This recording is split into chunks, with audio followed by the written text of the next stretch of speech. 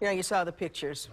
It's tough to mention, though, but people aren't the only ones impacted by Hurricane Matthew. A lot of folks' pets were, too. ABC 2's Don Harrison tells us how the Maryland SPCA opened its doors to sick pets who no longer have a place to live.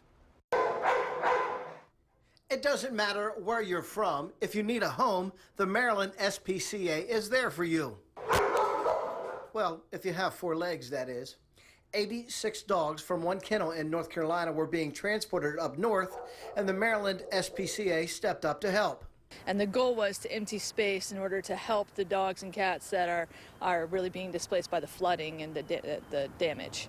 So the Maryland SPCA on Falls Road took in 7 dogs for adoption. They will take care of all the medical needs of these canines. Every animal that goes home is already spayed and neutered, which is the best thing. They all get microchip vaccines, things like that. Many of these dogs will not become available for a few weeks, but there are 2 dogs that will be available in a couple of days. Stephanie is just the beauty queen of them all. She's just gorgeous and loves to get attention from our staff and our volunteers.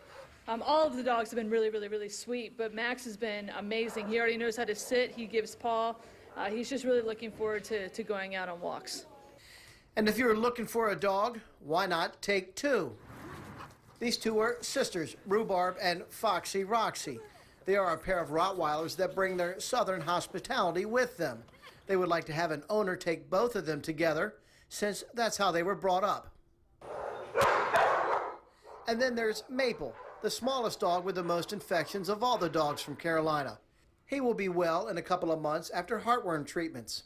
We're hearing about all the families that are really being affected by this hurricane down south, and we were just excited to be able to help with the 7 dogs that we could and really make a difference in that way.